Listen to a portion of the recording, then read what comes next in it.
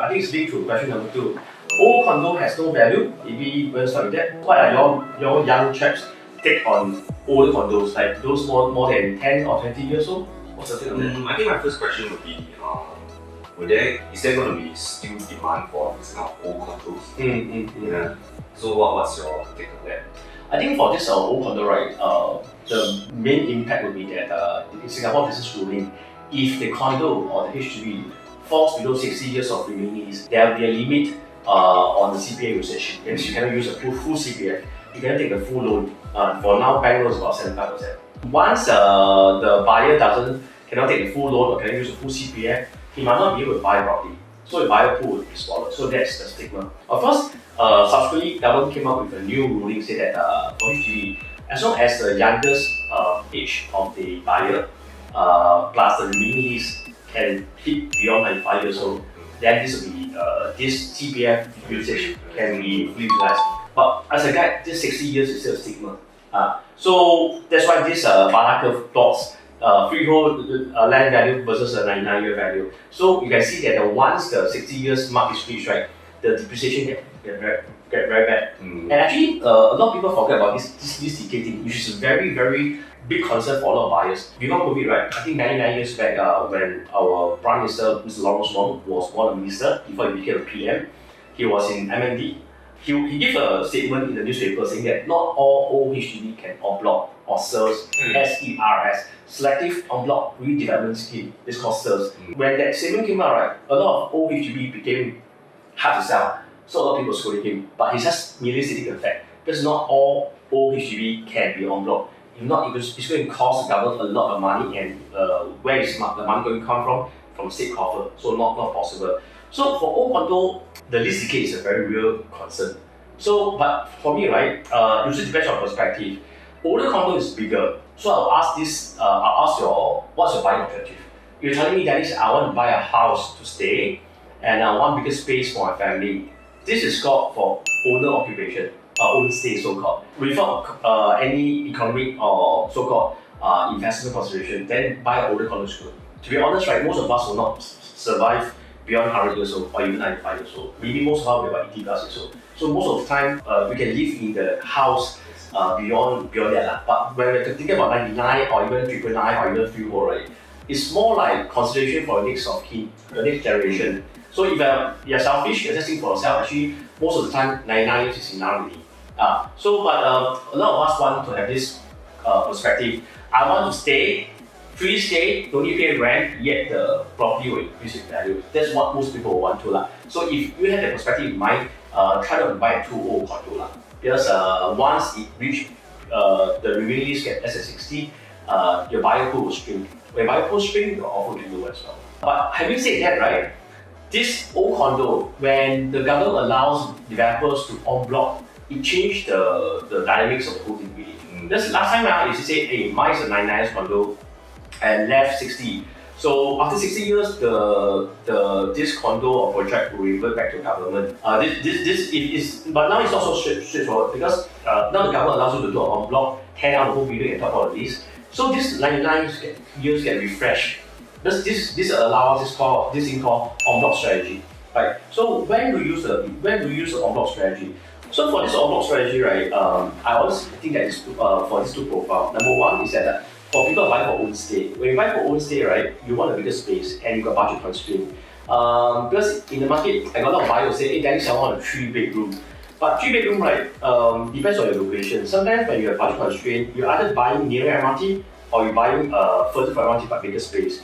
Sometimes there's a compromise. You can buy older condos, but yet very near the MRT. For example, in Long Chuan, there's this project called Spring Room. It's very big. The 3-bedroom, someone got a helper's room, right? The helper's room got window. So there are 4 bedrooms, it's 1,600 square foot. It's very big, but it's very, very old condo. So, but when I told my buyer, right, if you want your family have bigger space for comfort, because with the small space, you feel the quality of life.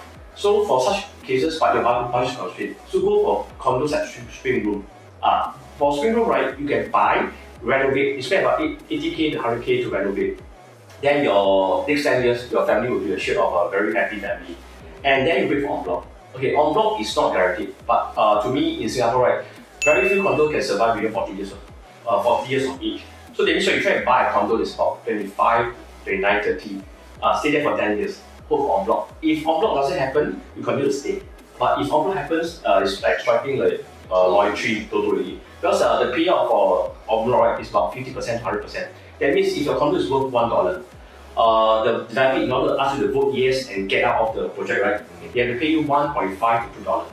So that's a windfall. So you stay there and get a windfall. But one thing about en bloc strategy is that once you buy an old condo, it will be quite hard for you to sell in the next 5 to 10 years.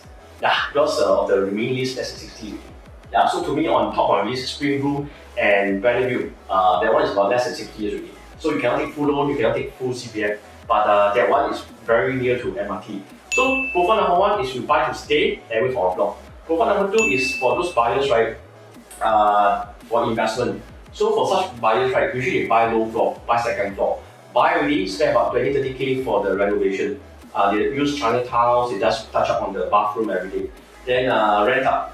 So now the government allow up to max 8 occupants. Before there was 6. So for the next 2 years, the government allowed to soften cool down the rental market, allow 8.